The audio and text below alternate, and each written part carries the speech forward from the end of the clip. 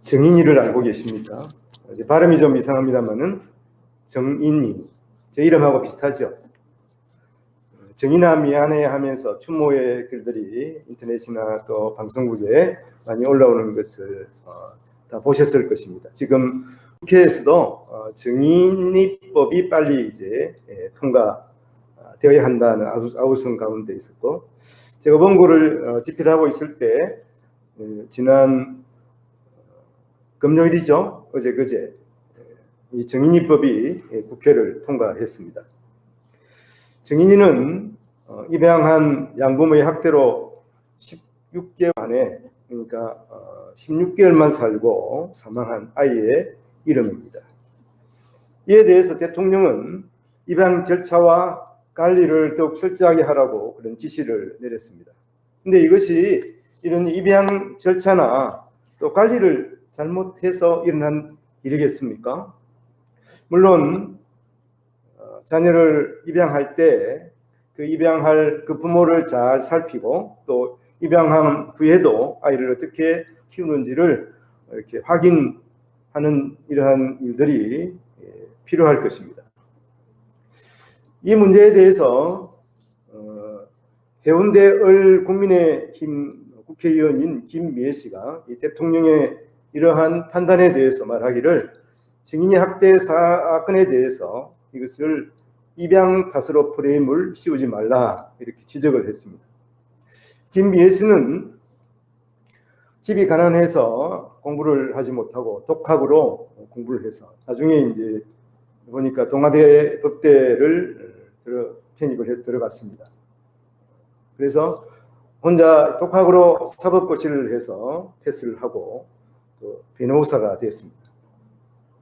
우리가 흔히 말해서 흙수저였지만 개천에서 용이 된 것입니다. 그렇지만 그는 계속 힘들고 어려운, 특히 학대받고 소외받는 이러한 사람들을 위해서 변호사 일을 계속했습니다. 그리고 지금 나이가 50이 넘었는데 아직 미혼인데요. 입양한 자녀가 하나 있어요. 지금 10살이 되었다고 합니다. 함께 살고 있는 사람인데요. 그러면서 이분이 하는 말이, 이런 아동학대는 입양한 자녀 문제만이 아니다. 그러면서 놀랍게도 지난 2년간 2019년과 2020년 두 해 동안에 부모의 학대로 인해서 자녀가 죽은 경우가 70건이 있었다고 합니다. 그 중에 입양한 가족은 한 가족이에요. 이게 정인이까지 합하면 두 가족이라고 하는 것이죠. 그런 의미에서 생각을 하면 자녀 학대에 의한 이러한 살해되는 경우는 꼭 입양 때문에 일어나는 것이 아니다. 그러니까 부모가 연관되어 있는 상태에서 자녀가 학대받아서 죽은 경우가 70건이 있다는 것입니다. 이 대부분은 그러니까 양부모인 경우구나, 아니면은 그 중에 한 사람이 친부거나 친모였다 하는 것이죠. 그런 의미에서 이 아동학대 이유가 무엇일까 생각을 해보면 여기에 대한 답을 할 수가 없지 않겠습니까? 그래서 이 김미애 씨도 궁색한 대답을 했는데, 이 코로나 등으로 말미암아서 이 스트레스가 많이 쌓여서 감정 조절이 잘 되지 않았을 것이다. 그리고 이런 자녀를 학대하는 이러한 부모는 부모로서의 어떤 소양을 쌓지 못해서, 그래서 애를 키울 수 있는 준비가 전혀 되지 않은 상태에 있었다. 이렇게 말합니다. 그러니까 이것을 어떻게 해결해야 되느냐? 부모 될 사람들을 잘 교육해야 한다는 것이죠. 그리고 코로나 때문에 이렇게 스트레스를 많이 받는 이러한 때에 특히 이 젊은 부모들이 이 스트레스를 받지 않도록 주의를 기울여야 한다. 그렇게 말하고 있습니다. 궁색한 대답이죠. 지금 젊은이들이 교육을 받지 못했습니까? 물론 자녀를 어떻게 키워야 한다. 그리고 부모로서 우리가 어떻게 살아야 한다. 이런 것을 사실은 생각해 보면 교육이 잘 안 된 부분은 있습니다만은, 그러나 대한민국은 세계에서 가장 고학력 층에 속한 그러한 나라입니다. 너무 많은 것을 배워서 탈이죠. 그리고 얼마나 부유한 그러한 나라입니까? 세계 10위권에 도달한 나라. 특히 첨단 산업에 있어서는 지금 삼성전자가 세계 최고의 그런 IT 기업이 되지 않았습니까?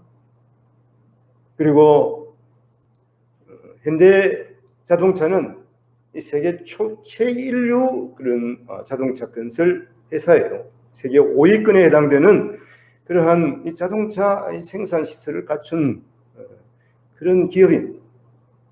그 외에 LG전자는 또 지금 2차 전지, 그 다음에 이런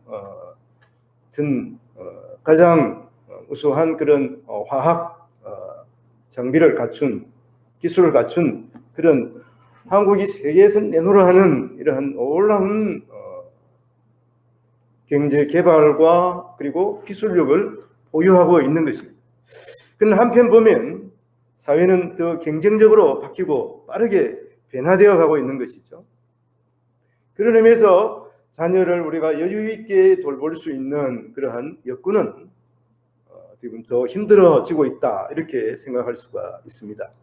그러니까 이렇게 자기가 몸소 자녀를 키우면서 또 그 어려움을 헤쳐나갔던 이 국회의원도 참 대답할 말이 없는 것입니다. 지금 국회에서 여야 합의로 신속하게 부산하게 이렇게 움직이고 있는 실적인데요. 그래서 새로운 법을 만들고 제도를 만들려고 하고 있습니다. 그러나 학대받는 어린이들이 사라지고 또 소외된 노동자들의 처우가 어떻게 더 나아질 거라고 우리가 볼 수가 있겠습니까? 물론 이러한 법과 제도를 개선하는 것은 중요한 일입니다만은 법과 윤리적인 가르침으로 말미암아 이러한 것이 해결될 수가 없다고 하는 것이죠. 답이 무엇입니까? 답은 하나님의 말씀에 있습니다. 생명과 사랑이신 하나님의 말씀을 따라서 우리가 서로 사랑할 때 이러한 문제를 해결할 수가 있는 것입니다. 사랑은 창조자 하나님의 형상을 닮은 피조물의 원초적인 그러한 모습입니다. 우리가 하나님을 닮았다 할 때는 먼저 하나님의 사랑을 닮은 것이죠. 그런 의미에서 자녀를 학대하는 이것은 가장 원초적인 그 사랑의 기본을 잃어버렸다 하는 것이죠. 그것을 증거하는 그러한 모습이라 할 수가 있습니다. 우리가 요한일서를 함께 쭉 묵상해 왔습니다만은 요한일서는 하나님이 어떤 분이신가에 대해서 사도 요한이 말씀하고 있습니다. 한마디로 말해서 하나님은 사랑이시다는 것이죠. 그 본래 사도 요한의 별명이 우레의 아들이거든요. 그 형인 야고보와 더불어서 이러한 별명을 가지고 있었습니다. 그것은 뭐냐 하면 이 성격이 좀 개팍하다는 의미를 가지고 있죠. 그리고 급하다, 참지 못하고 폭발하는 성격이다 하는 것입니다. 그러나 그가 예수 그리스도를 만나고 복음을 전하면서 사랑의 사도가 되었습니다. 요한 일서를 저술한 것은 에베소 교회인데 이곳에 사역할 때 이미 그의 형인 야고보 사도는 제일 먼저 사도 중에서 순교를 하지 않았습니까? 그리고 그 외에 모든 다른 사도들도 이미 순교를 했습니다. 지금 에베소에서 자기 자신, 지금 사도 요한만 살아남아서 주님 오시기를 기다리면서 복음을 전하고 있는 것이거든요. 그가 복음을 전할 때 하나님이 누구신가에 대해서 먼저 말했습니다. 요한일서에서 대표적인 말은 하나님은 사랑이시라. 하나님이 우리를 사랑하셔 그 아들을 주셨으니 우리도 사랑하는 것이 마땅하지 않느냐, 이렇게 하면서 예수의 사랑으로 성도들을 초대하고 있는 것입니다. 여기 마땅하다 하는 오페일로라고 하는 헬라어는 그것에 대한 그것에 대해서 의심하지 않고 그리고 우리가 빚을 지고 있다, 그런 의미를 가지고 있습니다. 우리는 예수 그리스도에 대해서 사랑의 빛을 지고 있기 때문에 사랑으로 갚는 것이 합당하지 아니하, 당연하지 아니하냐, 이렇게 우리에게 묻고 있는 것입니다. 2021년을 시작하면서 우리에게 물론 중요한 계획들이 분명히 있을 것입니다만 우리에게서 가장 중요한 것이 무엇일까? 그것은 사랑입니다. 가족 간에 그리고 이웃 간에 또 우리 성도들 사이에서 이 사랑을 회복해야 하는 것이죠. 2021년도 사랑 회복 운동이 우리 교회에, 우리 가정에, 또 우리 직장의 사회에, 우리나라에 있기를 함께 기도하기를 원합니다. 먼저 성도는 하나님의 사랑 안에서 사는 사람입니다. 성도인 우리는 예수를 믿어서 하나님과 우리는 이미 깊은 사이가 되었어요. 깊이 사귀는 사이가 되었다고 저번 시간에 말씀을 드렸지 않습니까? 그래서 우리가 하나님이 가진 생명을 가진 자, 그래서 영생을 소유한 자로 살아가고 있습니다. 그리고 하나님과 깊은 사귐을 가지고 있는, 하나님과 교제하는 사람들이고, 또 하나님과 함께 교제함으로 말미암아서 우리에게는 또 기쁨이 넘친다고 말씀을 드렸습니다. 이것을 성도들이 우리가 어떻게 알고 있느냐? 이것은 사랑이신 하나님이 우리 안에 이미 계시기 때문에 하나님께서 우리로 그것을 알게 하시는 거예요. 오늘 말씀해 보면 13절에 그의 성령을 우리에게 주심으로 우리가 그 안에 거하고 그가 우리 안에 거하시는 줄을 아느니라. 그래서 이것을 알게 하시는 분은 성령 하나님이 우리 안에 오셔서 그것을 알게 하는 거예요. 그 두 번째 15절에 보니까 예수를 하나님의 아들이라 시인하면 하나님이 그의 안에 거하시고 그도 하나님 안에 거하느니라. 예수 그리스도가 하나님의 아들이심을 고백하며 나아가는 그것은 바로 우리 안에 성령 하나님이 오신 증거가 되는 것이고, 그러므로 하나님이 우리 안에 계시는 것을 우리가 확신하면서 살아갈 수가 있는 것입니다. 그래서 16절 보면 하나님이 우리를 사랑하시는 사랑 우리가 알고 믿었노니 하나님은 사랑이시라. 사랑 안에 거하는 자는 하나님 안에 거하고 하나님도 그 안에 거하시느니라. 그래서 성도는 이미 하나님을 믿고 하나님의 사랑 안에서 살아가고 있어요. 하나님이 우리 안에 계시니까 완전히 우리 안에는 사랑이 가득해가지고 살아가고 있는 존재다 하는 것을 말씀합니다. 그러므로 오늘 요한일서 4장 14절에 보면 아버지가 아들을 세상에 구주로 보내신 것을 우리가 보았고 그 다음에 또 증언하노니, 예수 그리스도가 우리 안에 계시기 때문에 우리도 또한 예수 그리스도를 보고 아는 자로서 우리의 삶으로 예수 그리스도가 하나님의 아들이심을 증언하는 자로 살아간다는 것이죠. 사랑을 세상에 나타내 보임으로 예수 그리스도가 이런 사랑을 우리에게 베푸셨다, 이렇게 증거하며 살아가는 존재가 되었다고 하는 것입니다. 하나님을 믿고 예수 그리스도를 영접한 우리 모든 성도들은 서로 사랑하며 살고 있는 사람입니다. 그래서 내가 체험하고 경험한 것을 다른 사람에게 나누며 살아가는 사람이 되었습니다. 그래서 17절 말씀해 보면 이로써 사랑이 우리에게 온전히 이루어진 것은, 이렇게 사도 요한이 전제를 달고 있어요. 우리에게 이미 그 사랑이 이루어졌다고 하는 것입니다. 그렇게 하신 것은 우리로 심판날에 담대함을 가지게 하려 함이니 주께서 그러하신 것 같이 우리도 이 세상에서 그러하니라. 우리는 이 세상에서 담대하게 살아가는 존재가 되었는데, 그렇게 할 수 있는 것은 예수 그리스도께서 살아 계실 때, 이 땅에 오셔서 생활하실 때 이미 그렇게 담대하게 사셨어요.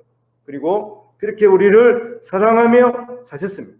그렇기 때문에 우리도 이 세상에서 그렇게 살아갈 수가 있다고 말하고 있는 것입니다. 먼저는 우리는 이미 예수 그리스도 사랑을 받아서 우리 안에 계신 성령 하나님으로 말미암아서 사랑하며 살아갈 수밖에 없는 존재가 되었다 하는 것입니다. 하나님이 우리 안에 계시기 때문에 그렇습니다. 그런데 우리는 어떻습니까? 우리 자신을 한번 생각해 보십시오. 우리는 어떻게 그런 사랑을 베풀면서 살아갈 수가 있는가 하는 것입니다.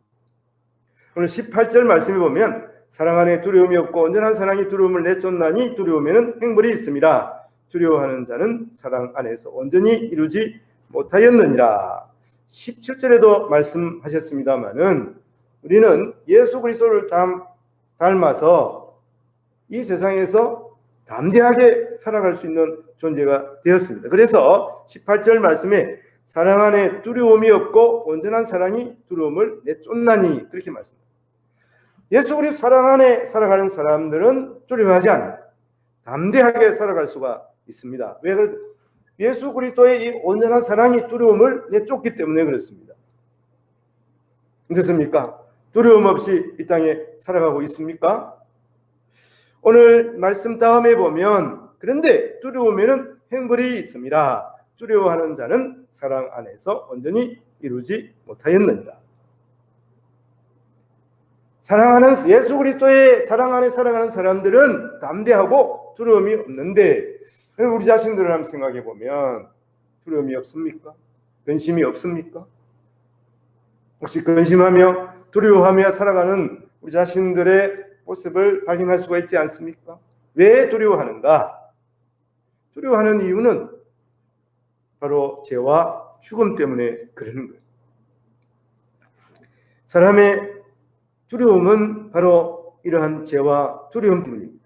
이러한 죄와 두려움 때문에 사람은 그 인간성이 파괴되고 또 재난이 많은, 그리고 즉 그리스도가 사람들을 계속 유혹하고 해놓게 가는 거예요. 이때가 말세라 그럽니다. 이게 말세의 징조예요. 이런 것 뒤에 누가 오시냐? 예수님께서 오셔서 우리를 심판하는. 그래서 오늘 말씀해 보면 이 두려움에는 행벌이 있음이라 이렇게 말씀하고 있는 거예요. 이것이 요한계시록에서 예수님께서 마지막 때 다시 오셔서 백보자 심판의 내용으로 드러나는 것입니다. 하나님의 사랑 안에 있는 자는 하나님의 심판, 이러한 행벌에 대한 두려움이 없습니다. 예수 믿어서 하나님의 사랑 안에 있는 자는 지옥 갈까, 또 죄에 대한 그러한 두려움에서 해방된 자이기 때문에 그렇습니다. 예수 믿는 사람은 하나님 앞에서 예수님께서 오시는 그때에 죄의 심판을 받지 않는 거예요. 그래서 두려워할 필요가 없는 것이, 이 세상이 멸망하는 그때라도 하나님의 행벌이 임한다고 두려워할 이유가 없습니다. 우리는 이미 죄에서 해방된 사람이기 때문에 그래요. 그런데 우리에게는 의의 심판이 있습니다. 예수 그리스도의 의를 힘입었기 때문에 이 의의 심판이라 하는 것은 예수 그리스도로 말미암아서 하나님의 자녀로 사랑하는 자로 살아가면서 우리가 주님의 말씀에 순종하며 살아간 것에 대한 보상을 하나님께서 해주신다는 말, 상급이 있다는 말씀입니다. 누가복음 19장에 예수님께서 비유로 말씀하시는데 거기 보면 열 문화 비유가 있습니다. 우리가 흔히 말해서 마태복음의 달란트 비유라고 말씀하죠. 이 비슷한 내용이 조금 다릅니다만은 주인이 먼 나라에 가면서 종들에게 한 문화씩 이렇게 주고서 그것으로 장사를 하라고 말하고 떠나갔습니다. 한 문화는 100데나리온 되니까 한 1,000만 원 정도 되는 거예요. 그러니까 10문화 하면 한 1억 정도 되는 돈이죠. 그러니까 많은 돈이긴 맞습니다만은. 자, 그리고 이제 돌아와서 그것을 회개를 하는 거예요. 그래서 각 종들이 장사한 것을 가지고 주인에게 나타났습니다. 그래서 어떤 종은 주인이 1문화, 한 문화를 나에게 주셨는데 저는 10문화를 남겼습니다. 10배로 남긴 거예요. 그래서 누가복음 19장 17절에 보면 주인이 이르되 잘하였다 착한 종이여 네가 지극히 작은 것에 충성하였으니 10고울 건세를 차지하라 하고 10고울을 상으로 줬습니다. 그리고 19절에도 보니까 5문화를 남긴 사람이 또 와가지고 나는 5문화를 남겼습니다. 그러니까 주인이 기분이 좋아가지고 그에게도 이르되 너도 5고울을 차지하라 하고 5고울을 나누어 주는 거예요. 그런데 한 종은 그것을 수건으로 싸가지고 있다가 그대로 가져왔어요. 주인에게 하나도 손해를 끼친 것이 그대로 가져왔습니다. 주인이 뭘 합니까? 주인이 말하기를 그러면 내가 왜 그것을 맡겼겠느냐? 은행에 남겼으면 이자라도 받지 않겠느냐? 이자로 남겼을 건데. 이렇게 아주 섭섭해 하면서 그 한 문화를 빼앗아서 10문화를 남긴 그에게 주라고 그렇게 이야기를 하는 것이죠. 오늘 이 누가복음 19장 말씀에서 보면 하나님께서는 우리에게 상급을 주신다고 하는 것입니다. 하나님 말씀에 순종하며 행한 것만큼 하나님께서 분명히 기억하시고 상급을 주시는 거예요. 물론 오늘 우리에게 비유로 말씀하시기 위해서 문화에 대해서 말씀하셨지만 우리에게 어떤 물질적인 보상 그것이 아닐 것입니다. 하나님께서는 우리가 생각하는 그 물질보다도 훨씬 좋은 것으로 우리에게 상급을 주시는 거예요.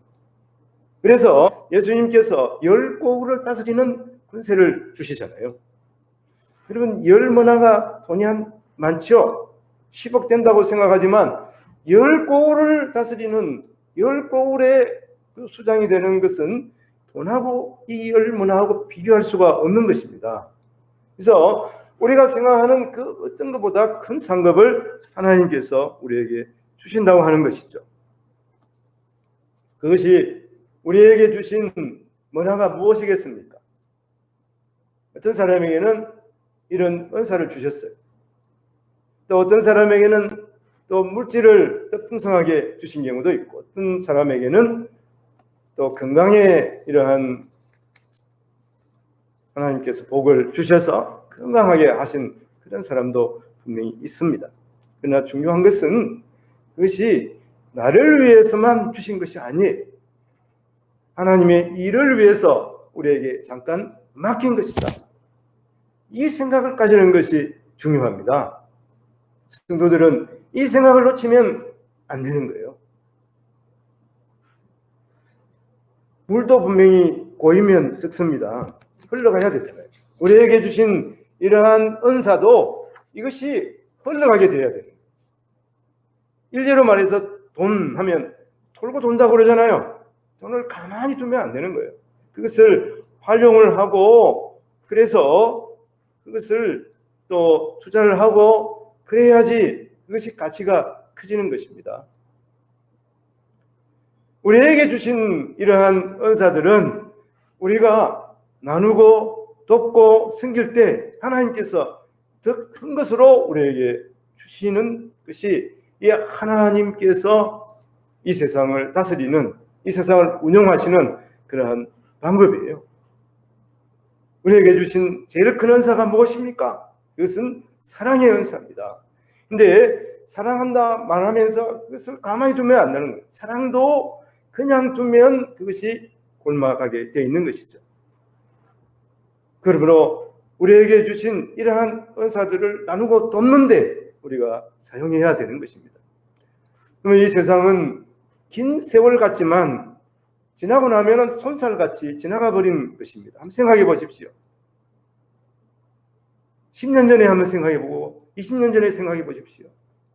그때 지금 60대가 되었으면 10년 전에 50대 그때 생각하면 그때 괜찮은 것 같아요. 그래 금방 지나갑니다. 지금 70대 되신 또 장로님, 권사님 또 생각해 보십시오. 10년 전에는 얼마나 더 건강했습니까? 지금도 건강하죠. 그러나 10년 세월이 지나면 우리는 어떻게 변할 것인가? 이렇게 생각해 보면 10년이란 세월이 지난 세월이 금방 갔듯이 앞으로 10년 세월도 금방 가게 되어 있습니다. 결국은 우리가 주님 앞에서 우리가 세상 삶에서 내게 준 한 문화를 너는 어떻게 하면서 왔느냐? 이 하나님의 물음 앞에서 서야 하는 것입니다. 문제는 하나님 앞에서 하나님께서 세문하실 때, 우리에게 상급을 주실 때 우리가 이루겠던 그 어떤 것보다 하나님께서는 100배, 1000배로 우리에게 갚으시는 것을 우리가 분명히 믿어야 하는 거예요. 그래서 이 땅에서 애쓰고 수고하는 것이 결코 아깝지 않게 하나님께서는 보상하신다. 우리가 이것을 분명히 믿어야 합니다. 물론 보상해 주니까 열심히 하지, 이런 생각보다도 이미 세상에서 받는 그 어떤 그러한 보상보다도 큰 보상을 하나님께서 우리에게 해주신다고 하는 것을 분명히 믿어야 하는 것이죠. 그런 사랑의 가치를 알고, 그런 하나님께서 주시는 보상의 가치를 알고 우리가 행할 때에 이 세상에서 행하는, 하나님을 위해서 행하는 하나님의 뜻에 따라 살아가는 것이 결코 손해가 아니고 얼마나 우리에게 큰 유익을 남기는가를 우리가 깨닫고 살아갈 수가 있습니다. 우리가 잘 아는 뮤지컬 가운데 레미제라블 하는 빅톨 위고의 작품이 있지 않습니까? 그 주인공이 장발장이죠. 장발장은 빵 한 조각을 훔치려다가 먹지도 못하고 이제 잡혀서 19년인가 18년 동안 감옥에 있습니다. 이제 19년 만에 출소를 하지만 그를 아무도 받아주지 않습니다. 그는 교회를 찾아가서 그 교회의 신부가 그를 맞아줍니다. 그런데 밤에 잘 먹고 잠을 자다가 그 은잔이 생각이 났어요. 저 은잔만 내가 가지면 그래도 편안하게 살 수 있어요. 그래서 그 은잔을 훔쳐가 도망을 가지 않습니까? 도망가다가 순찰병에게 잡혀가지고 이게 어떻게 된 거야? 그 은잔이 나오니까. 그래서 그 은잔의 주인이 누구냐? 그랬더니 네, 교회 신부입니다. 그래서 그럼 물어보러 가자. 그래가지고 와서 이제 꼼짝없이 장발장은 또 평생 감옥 생활을 하게 생겼어. 근데 그 신부가 그를 보더니 짐작을 했습니다. 그러면서 그건 내가 준 건데 왜 다시 가지고 왔느냐? 내가 촛대도 너에게 줬는데 왜 그건 안 가져갔느냐? 그 말을 했습니다. 장발장은 그 신부의 사랑의 마음에 녹아내렸어요. 그래서 내가 이렇게 살아서는 안 되겠다. 그래서 그가 열심히 사랑을 베풀며 살았습니다. 그래서 그는 나중에 시장이 되지 않았습니까? 그 내용을 다 말할 수는 없습니다만 그가 사랑을 베풀면서 산 이것은 왜 그랬겠습니까? 그가 한순간에 받았던 그 사랑 때문에 이런 놀라운 사랑의 사람이 된 것이죠.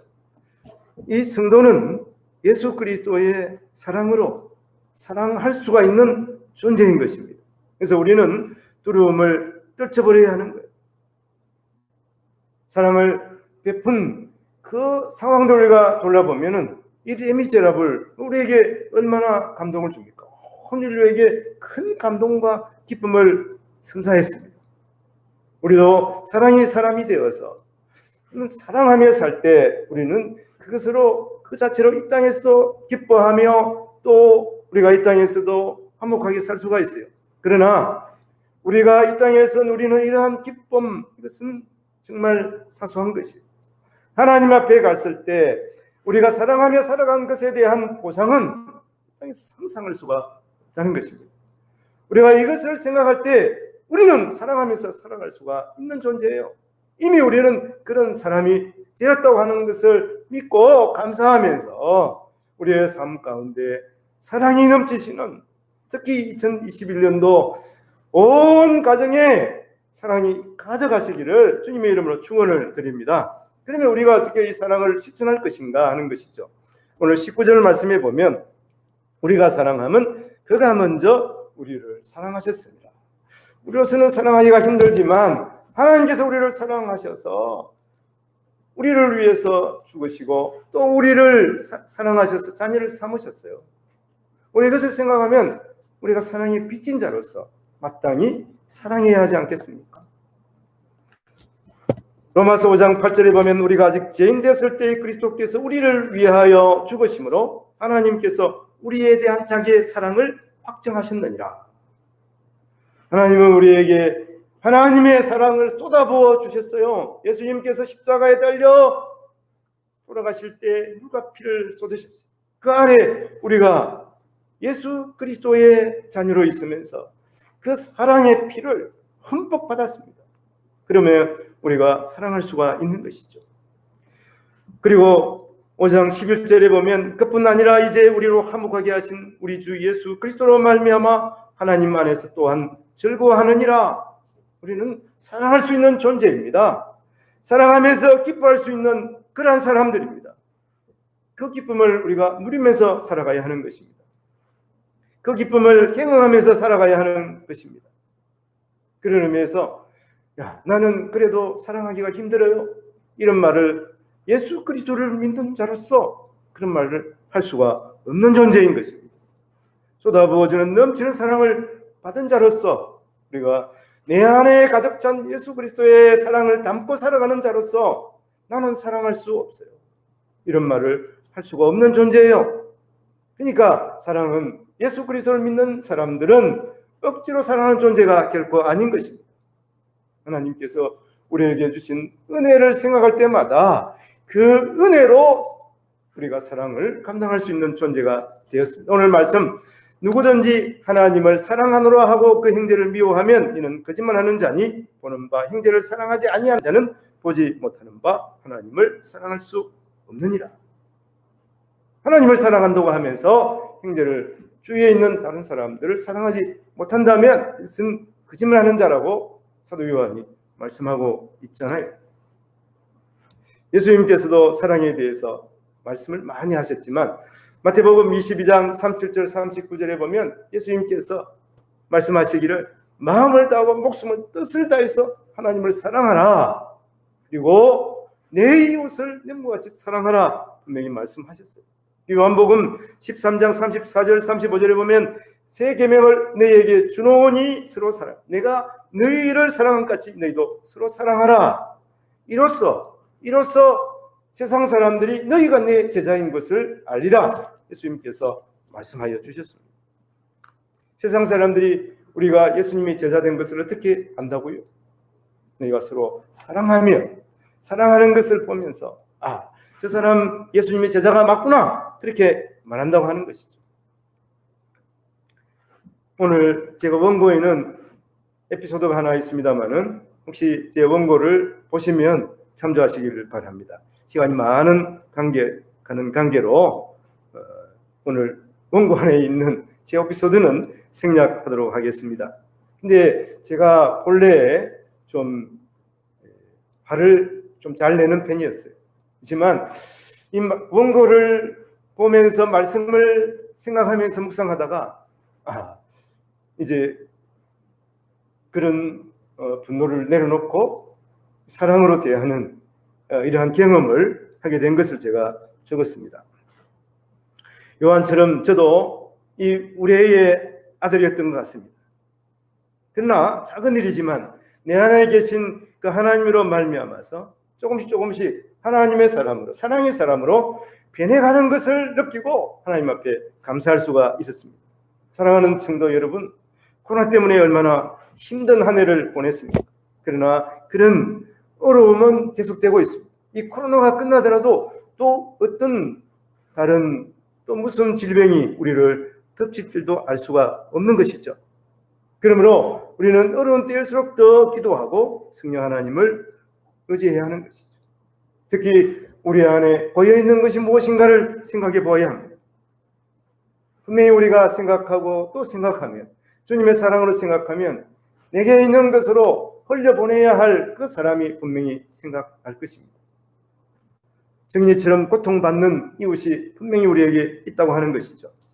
누가복음 19장에 보면 예수님께서 여리고를 지나다가 뽕나무 위에서 자기를 쳐다보고 있는 한 사람을 만나지 않습니까? 그 사람이 삭개오입니다. 예수님께서 삭개오에게 내려오라, 오늘 내가 내 집에 유하여야 하겠느냐. 그래서 삭개오와 손을 잡고 삭개오 집으로 들어갔습니다. 그걸 보고 다른 많은 사람들은 어떻게 예수님이 거룩한 사람이 왜 저기 세리의 집에 들어가냐, 도둑놈 집에 왜 들어가냐, 이렇게 수근수근 됐어요. 그러나 삭개오는 예수 그리스도를 만나고 이런 고백을 합니다. 누가복음 19장 8절에 삭개오가 서서 주께 여짜오되 주여 보시옵소서. 내 소유의 절반을 가난한 자들에게 주겠사오매 만일 누구의 것을 속여 빼앗은 것이 있으면 내가 4배나 갚겠나이다. 예수 그리스도를 만난 삭개오가 이런 고백을 합니다. 우리도 삭개오와 같이 예수 그리스도를 만난 자예요. 삭개오의 집에 유하러 오신 예수 그리스도는 오늘 우리 가운데 오셔서 우리 마음 가운데 계십니다. 주님이 우리의 마음에 계시지 않습니까? 성령 하나님이 예수의 영으로 우리 안에 계십니다. 우리가 이것을 분명히 믿는 존재들 아닙니다. 그러므로 우리 주위의 연약한 자들을 돌아보고 우리 가진 것들을 나누며 돕고 위로하며 승리는 2021년 앞으로 또 우리의 삶이 되시기를 주님의 이름으로 축원을. 그래서 세상 사람들이 우리를 보고 과연 예수 믿는 사람이 이런 평판을 듣는 우리 성도들이 되기를 원합니다. 그래서 우리의 삶을 통해서 예수 그리스도의 사랑을 세상에 전파하는 그런 복된 날들이 되시기를 주님의 이름으로 축원을 드립니다. 우리 잠깐 함께 기도하기를 원합니다.